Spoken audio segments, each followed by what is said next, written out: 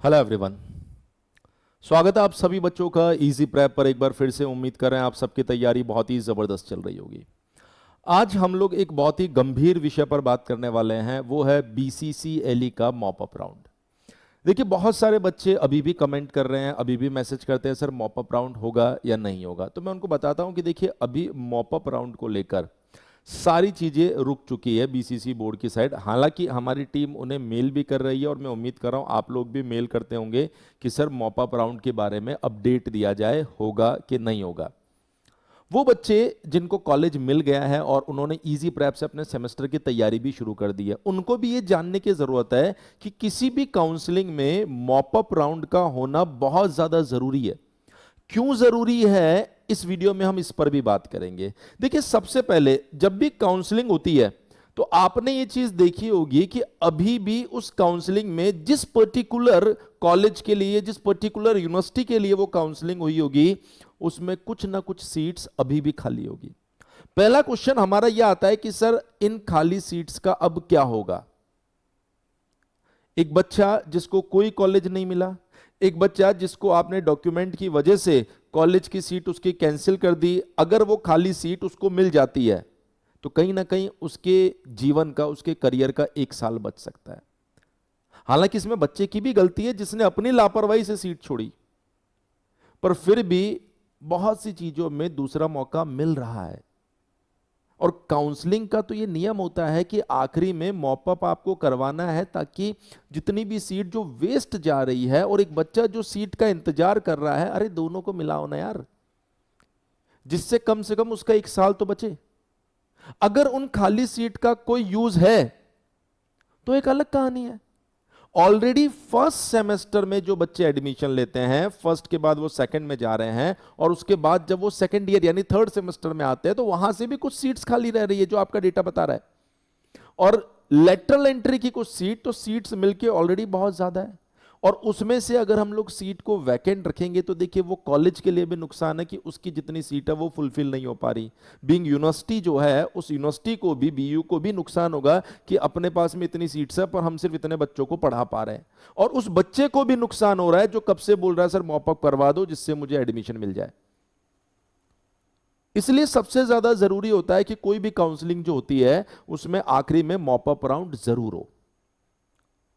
अब उसके बाद में दूसरा पॉइंट यह आता है, किसी भी बोर्ड को जो काउंसलिंग कंडक्ट करवा रहे हैं उनको अंत में ये चीजें जरूर जारी करनी चाहिए कि हमारे पास में लगभग 4000 के आसपास सीट थी, जिसमें से हमने 4000 की 4000 सीट्स फुल कर दी है। अब किसी तरह की कोई सीट बची नहीं है, इसलिए हम मॉप अप नहीं करवा रहे।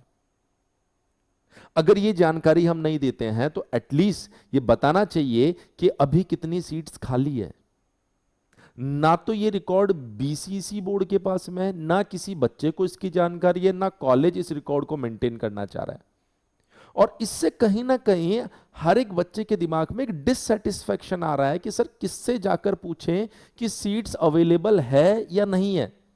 अगर सीट्स अवेलेबल नहीं है तो आप हमें प्राइवेट कॉलेज का रास्ता दिखा दीजिए तुरंत कि हम प्राइवेट कॉलेज में एडमिशन ले लें। वरना सब जानते हैं एक बार हमने कॉलेज में गए, एडमिशन ले ली, उसके बाद फीस नहीं मिलनी है। और मान लीजिए आप 15 दिन बाद ये चीज डिक्लेयर कर देते हो कि मॉप अप राउंड होने वाला है, तो हमारे पास इतनी फीस थोड़े है कि हम यहां पर भी फीस जमा करा दे, यहां पर भी फीस जमा करा दे। इसलिए दूसरा इंपॉर्टेंट चीज ये भी जारी करना चाहिए कि कितनी सीट्स अभी वैकेंट है। तीसरा इंपॉर्टेंट पॉइंट, मॉपअप से जो बेनिफिट होता है वो ये होता है कि अगर मान लीजिए किसी बच्चे को गया इंजीनियरिंग कॉलेज मिला है और अभी मान लीजिए भागलपुर के अंदर, भागलपुर इंजीनियरिंग कॉलेज जो है उसके अंदर एक सीट सिविल की खाली है। हालांकि वो बड़ा नामुमकिन सा केस है, लेकिन फिर भी हमने मान लिया।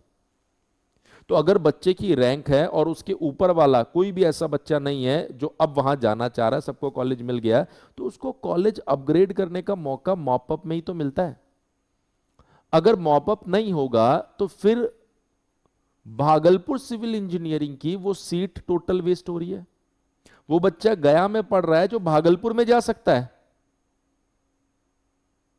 ऐसे तो हम अपने ही सबसे बेस्ट रिसोर्सेज को वेस्ट कर देंगे पूरी तरीके से। और ये बात बीसीसी बोर्ड को भी समझने की जरूरत है, और ये बात हर एक बच्चे को समझने की जरूरत है कि वो ये क्वेश्चन करे बोर्ड में जाके कि सर हमें प्रॉपर जवाब तो दिया जाए इसके बारे में। अगर मान लीजिए आप भागलपुर में हैं, भागलपुर इंजीनियरिंग कॉलेज में है और आपके पास में इलेक्ट्रॉनिक्स में आपको सीट मिली है और वहां सिविल में सीट खाली है और आप डिजर्विंग कैंडिडेट है,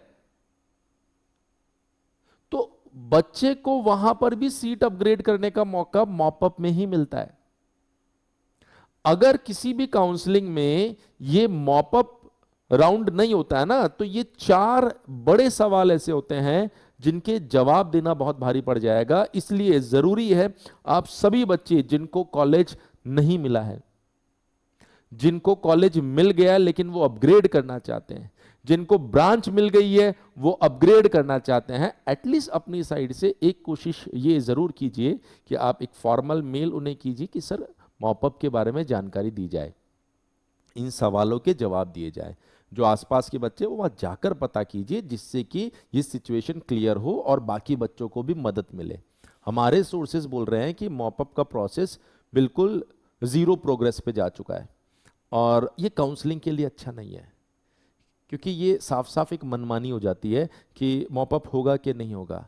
मॉपअप कराने के अपनी कुछ कंडीशंस होनी चाहिए कि इन परिस्थितियों में हम मॉपअप करवाएंगे, अदरवाइज हम नहीं करवाएंगे। ये किसी के मूड पे, किसी के मन पे डिसाइड नहीं हो सकता है। इसलिए आप सभी बच्चे जो अपने कॉलेज को अपग्रेड करना चाहते हैं, जो अपनी ब्रांच को अपग्रेड करना चाहते हैं और साथ के साथ जिनको सीट नहीं मिली है, एक फॉर्मल मेल के साथ साथ आप वहां जाकर एक बार विजिट कीजिए और उनसे बात कीजिए इस बारे में। ये बात ये नहीं है कि अब मॉपअप होगा कि नहीं होगा, पर एटलीस्ट बोर्ड को ये बात पता चले कि हाँ बच्चा अब हमसे क्वेश्चन पूछ रहा है, और अगर वो हमसे क्वेश्चन पूछ रहा है तो हमें भी वहां पर लीगल तरीके से, सही तरीके से उन्हें सही जवाब बताने की जरूरत है। अदरवाइज क्या होगा कि आगे आने वाली काउंसलिंग में भी ऐसा ही होगा, आगे आने वाले एग्जामिनेशंस में भी ऐसा ही होगा। आप सभी बच्चों के मॉपअप राउंड को लेकर क्या विचार है? क्या मॉपअप राउंड होना चाहिए? क्या बीसीसी बोर्ड इतना अनसर्टेन है? ये बात सही है?